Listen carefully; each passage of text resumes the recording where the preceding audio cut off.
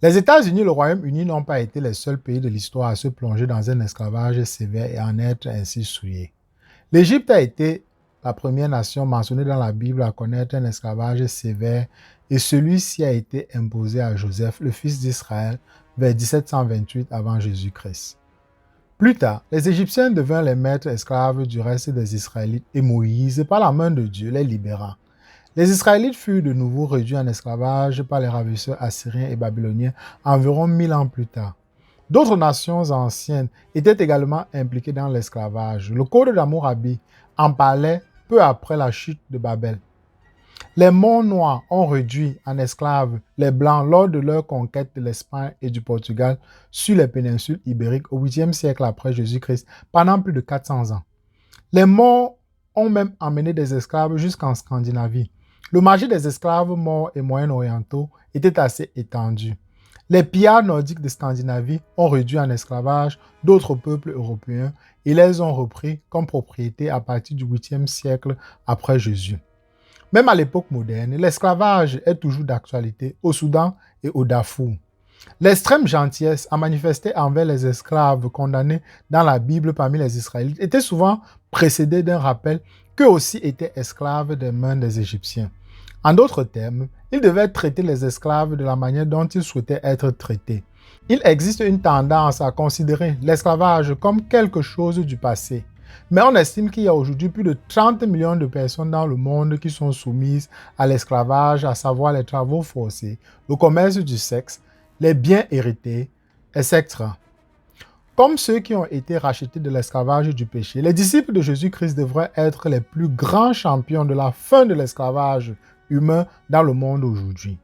Mais la question se pose, pourquoi la Bible ne s'exprime-t-elle pas fermement contre l'esclavage?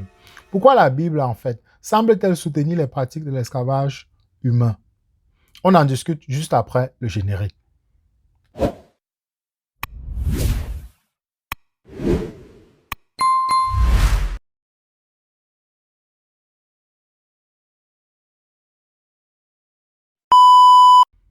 La position d'esclave était une pratique courante bien avant l'adoption de la loi mosaïque. Ainsi, la loi n'a ni institué l'esclavage, ni y mis fin. Au contraire, la loi le réglementait. Il donnait des instructions sur la manière dont les esclaves devaient être traités, mais n'interdisait pas complètement l'esclavage. La loi autorisait les hommes et les femmes hébreux à se vendre comme esclaves à un autre hébreu. Cependant, ils ne pouvaient servir que 6 ans. La 7e année, ils devaient être libérés. Voir Exode chapitre 21, verset 2. Cet arrangement équivalait à ce que nous pourrions appeler un service sous contrat. Et les esclaves devaient être bien traités. Ne les faites pas travailler comme esclaves. Ils seront traités parmi vous comme des ouvriers salariés ou comme des résidents temporaires. Lévitique chapitre 25, versets 39 à 40. La loi précisait également que lorsque vous les relâchez, ne les renvoyez pas les mains vides. Approvisionnez-les généreusement de votre troupeau, de votre aire et de votre pressoir. Donnez-leur comme l'Éternel ton Dieu t'a béni. Deutéronome 15, versets 13 à 14. L'esclave affranchi avait la possibilité de rester avec son maître et de devenir un serviteur à vie. Exode 21, versets 5 à 6. Lorsque les Israélites conquièrent le pays de Canaan, ils devaient chasser ou détruire tous les peuples habitants. Cependant, cet ordre n'a pas été entièrement obéi et de nombreux gentils sont restés dans le pays. Dieu a permis aux Hébreux de prendre des esclaves parmi cette population. Vos esclaves, hommes et femmes, viendront des nations qui vous entourent. C'est d'eux que vous pourrez acheter des esclaves. Vous pouvez également acheter certains des résidents temporaires vivant parmi vous, ainsi que les membres de leur clan nés dans votre pays. Et ils deviendront votre propriété. Vous pouvez les léguer à vos enfants en héritage et en faire des esclaves à vie. Mais vous ne devez pas régner sans pitié sur vos frères israélites. Lévitique 25, versets 44 à 46. La loi autorisait donc l'esclavage. Plusieurs lois réglementant l'esclavage apparaissent dans Exode chapitre 21. Ces lois accordaient certains droits fondamentaux aux esclaves et limitaient les actions des maîtres d'une manière historiquement sans précédent. Dans le monde antique, En dehors d'Israël, les esclaves n'avaient aucun droit. Mais la loi de Dieu accordait aux esclaves le droit de garder une femme, le droit de ne pas être vendu à des étrangers, le droit d'être adopté dans une famille par un mariage et le droit à la nourriture et les vêtements. La loi limitait également les maîtres dans leur recours au châtiment corporel. Sous la loi mosaïque, et si les circonstances économiques l'exigeaient, un hébreu avait la possibilité de se vendre comme esclave à un gentil vivant en Israël. Lévitique 25, verset 47. La loi prévoyait également la rédemption de l'esclave à tout moment. Versets 48 à 52. Et le traitement de l'esclave hébreu devait être prévenant. Les esclaves devaient être traités comme des ouvriers embauchés d'année en année. Vous devez veiller à ce que ceux à qui ils doivent du service ne les gouvernent pas sans pitié. Verset 53. Si aucune rédemption ne venait, les esclaves étaient quand même libérés avec leur famille l'année du jubilé, au verset 54. Même à l'époque du Nouveau Testament, la Bible n'exigeait pas que chaque propriétaire d'esclaves émancipe immédiatement ses esclaves. Au contraire, les apôtres donnaient des instructions aux esclaves et à leurs propriétaires sur la manière de se comporter selon Dieu au sein de ce système social. Les maîtres étaient avertis du bon traitement de leurs esclaves. Par exemple, dans Éphésiens chapitre 6, verset 9, il est dit aux maîtres: « Traitez vos esclaves de la même manière, avec bonne volonté. Ne les menacez pas, car vous savez que celui qui est à la fois leur maître et le vôtre est au ciel, et qu'il n'y a aucun favoritisme envers lui. » Ailleurs, le commandement est: « Maître, donnez à vos esclaves ce qui est juste et juste, car vous savez que vous avez aussi un maître dans le ciel. » Colossiens chapitre 4, verset 1. Des passages du Lévitique nous montrent l'importance de bien traiter les étrangers et comment, s'ils croient, ils deviennent partie du peuple de Dieu. Par exemple, Rahab et Ruth, pour n'en citer que deux. De plus, l'existence de l'esclavage dans Lévitique chapitre 25 souligne l'importance de la rédemption et permet aux auteurs du Nouveau Testament de souligner que nous sommes esclaves du péché, mais que nous sommes rachetés par le sang de Jésus. Un tel esclavage est une allégorie vivante et ne justifie pas la forme raciale et raciste d'esclavage pratiquée du XVIe au XIXe siècle environ. Comme nous le savons déjà, l'esclavage était courant au Moyen-Orient, dès l'Égypte ancienne. Si Dieu l'avait simplement ignoré, alors il n'y aurait eu aucune règle pour leur traitement et il aurait pu les traiter durement sans aucun droit. Mais comme ils avaient des droits et des règles pour leur protection, cela montrait que Dieu prenait soin d'eux aussi. Cependant, cela est souvent interprété à tort comme une approbation de l'esclavage, ce qui n'est pas le cas. Dieu a classé les marchands d'esclaves parmi les pires pécheurs dans 1 Timothée chapitre 1, verset 10, les appelant de kidnappeurs, de voleurs d'hommes ou de négociants. Il ne s'agit pas d'un enseignement nouveau, puisque Moïse n'aimait pas non plus l'esclavage forcé. Dans Exode chapitre 21, verset 16, la Bible nous dit: « Celui qui enlève un homme et le vend, ou s'il est retrouvé entre ses mains, sera sûrement mis à mort. » À la lumière de ces règles, les esclaves de la culture israélite sont nés de leur propre action, qu'ils proviennent des Israélites ou des cultures voisines. En fait, prenez note du châtiment de l'Égypte lorsque le Seigneur a libéré les Israélites dans Exode chapitre 3 à chapitre 15. Dieu a prédit ce châtiment bien à l'avance. Dans Genèse chapitre 15, verset 13 à 14, la Bible nous dit: « Puis il dit à Abraham: « Sachez certainement que vos descendants seront étrangers dans un pays qui n'est pas le leur, et qu'ils les serviront, et qu'ils les affligeront pendant 400 ans. » Verset 14. « Et je jugerai aussi la nation qu'ils servent. Ensuite, ils sortiront avec de grands biens. » Si Dieu n'avait pas protégé les esclaves par de tels commandements, alors de nombreuses personnes autour d'eux qui subissaient un esclavage dur auraient adoré s'installer là où il n'y avait aucun principe directeur quant au traitement des esclaves. Ils auraient donné le feu vert aux propriétaires d'esclaves des zones voisines pour venir s'y installer. Mais avec les règles en place, cela décourageait l'esclavage dans leur royaume. Dans Luc au chapitre 12, versets 43 à 48, la Bible dit: « Bienheureux ce serviteur que son maître trouvera en train de faire ainsi à son arrivée. En vérité, je vous le dis, il l'établira maître de tout ce qui lui appartient. Mais si ce serviteur dit en son cœur, mon maître tarde à venir et se met à battre les serviteurs et les servantes et à manger, à boire et à s'enivrer, le maître de ce serviteur viendra un jour où il ne le cherchera pas et à une heure où il n'en apercevra pas. Et il le coupera en deux et lui assignera sa part avec les incroyants. Et ce serviteur qui connaissait la volonté de son maître et ne s'est pas préparé ni n'a agi selon la volonté sera battu de nombreux coups.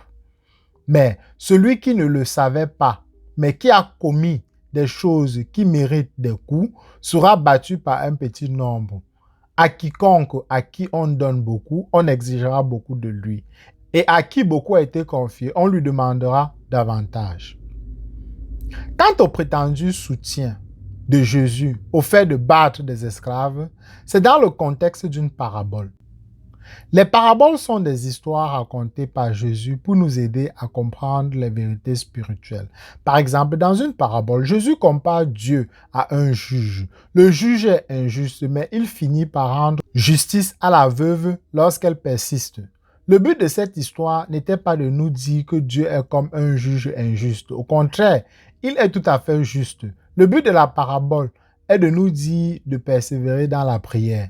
De la même manière, Luc chapitre 12, versets 47 à 48 ne justifie pas le fait de battre les esclaves. Ce n'est pas une parabole qui nous explique comment les maîtres doivent se comporter. C'est une parabole nous disant que nous devons être prêts pour le retour de Jésus lui-même. On sera récompensé par la vie éternelle par Jésus ou par un châtiment éternel. Voir Matthieu chapitre 25, verset 46. Dans 1 Timothée chapitre 6, verset 1 à 2, la Bible dit que tous les serviteurs qui sont sous le joug considèrent leur propre maître comme digne de tout honneur, afin que le nom de Dieu et sa doctrine ne soient pas blasphémés. Verset 2. Et ceux qui ont des maîtres croyants, qu'ils ne les méprisent pas parce qu'ils sont frères, mais qu'ils les servent plutôt parce que ceux qui en bénéficient sont croyants et bien-aimés. Enseignez et exhortez ces choses. Écrivant à Timothée, Paul ne donne pas son aval à l'esclavage ou aux serviteurs. Il donne simplement des ordres à ceux qui sont déjà soit maîtres, soit serviteurs. Encore une fois, les serviteurs ou les esclaves recevaient un salaire et étant frères en Christ, Paul précise qu'ils sont égaux. Dans Galates chapitre 3, verset 28, la Bible dit « Il n'y a ni juif ni grec, il n'y a ni esclave ni homme libre, il n'y a ni mâle ni femelle, car vous êtes tous un en Jésus-Christ. » Dans Éphésiens chapitre 6, verset 5 à 9, la Bible dit « Serviteurs, obéissez à ceux qui sont vos maîtres selon la chair, avec crainte et tremblement, et avec sincérité de cœur, comme à Christ.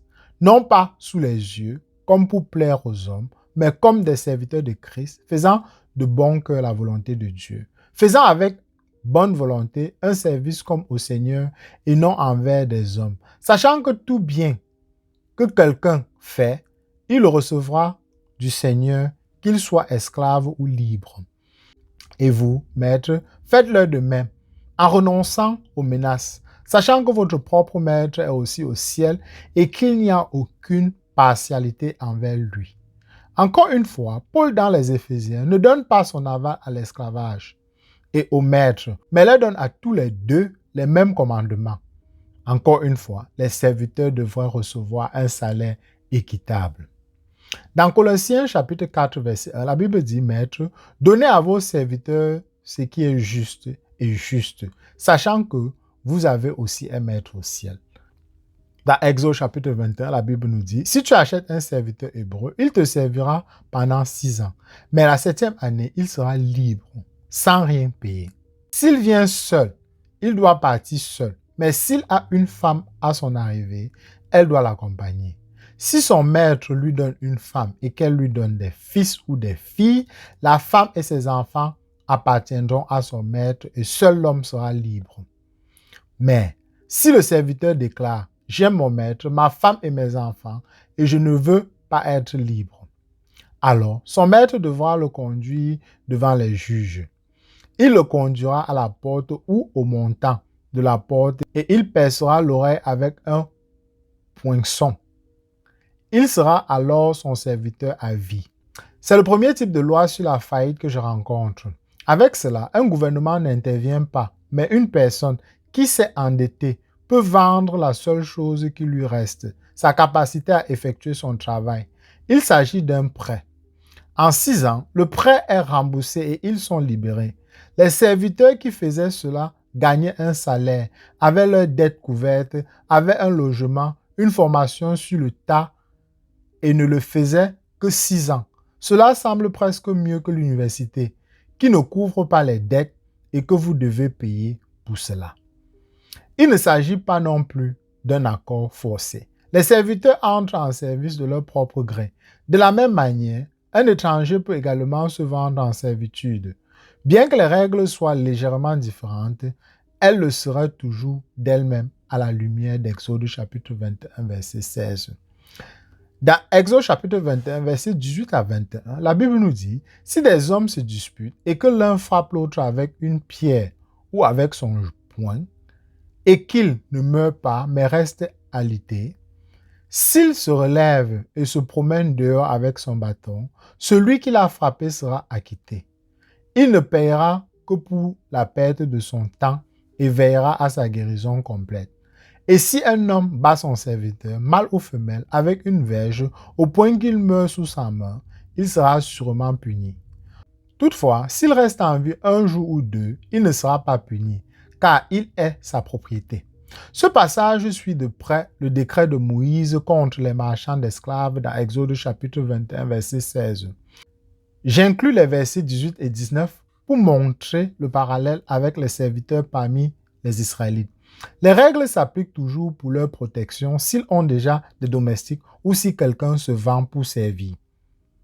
Lévitique chapitre 25, verset 38 à 46 nous dit « Je suis l'Éternel votre Dieu, qui vous ai fait sortir du pays d'Égypte pour vous donner le pays de Canaan et pour être votre Dieu.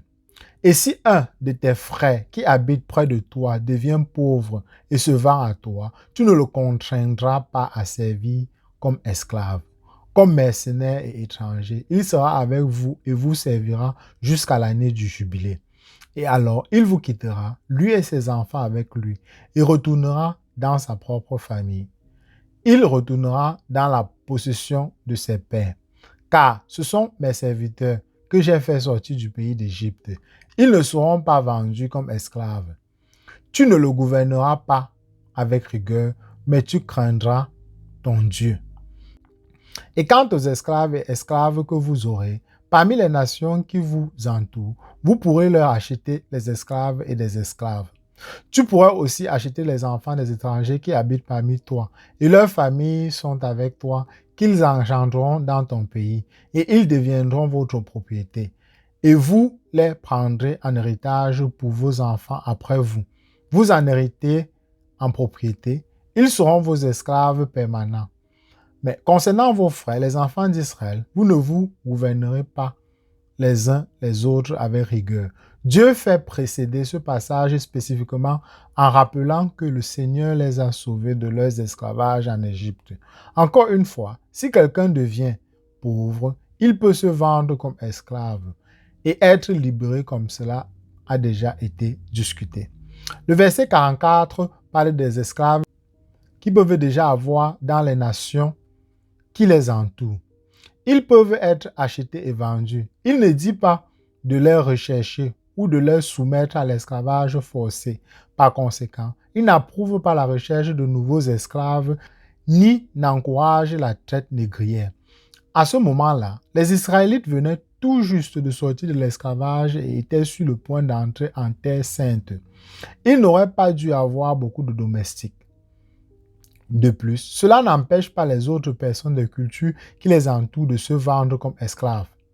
Mais, comme nous l'avons déjà mentionné, il existe des passages pour le traitement approprié et pieux des serviteurs.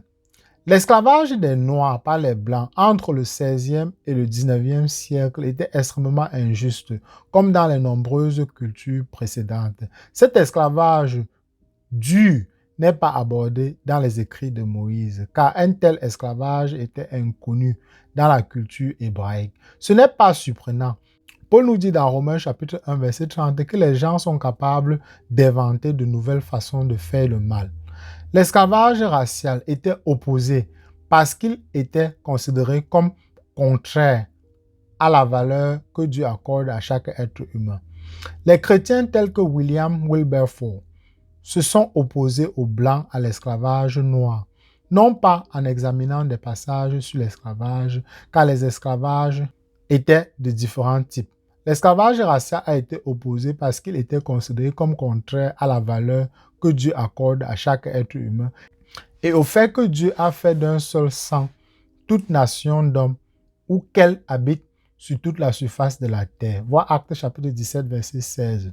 L'utilisation du terme « un seul sang » est très significative. Si les races étaient réellement de sang différents, alors nous ne pourrions pas tous être sauvés par la fusion du sang d'un seul sauveur. C'est parce que la race humaine, tout entière, descend d'un seul homme, Adam, que nous savons que nous pouvons faire confiance à un seul sauveur, Jésus-Christ. En conclusion, les esclaves sous la loi mosaïque étaient différents des esclaves durement traités des autres sociétés, ressemblant davantage à des serviteurs ou à des esclaves. La Bible ne donne pas son aval aux marchands d'esclaves, bien au contraire. Un esclave était acquis lorsqu'une personne y entra volontairement lorsqu'elle avait besoin de payer ses dettes.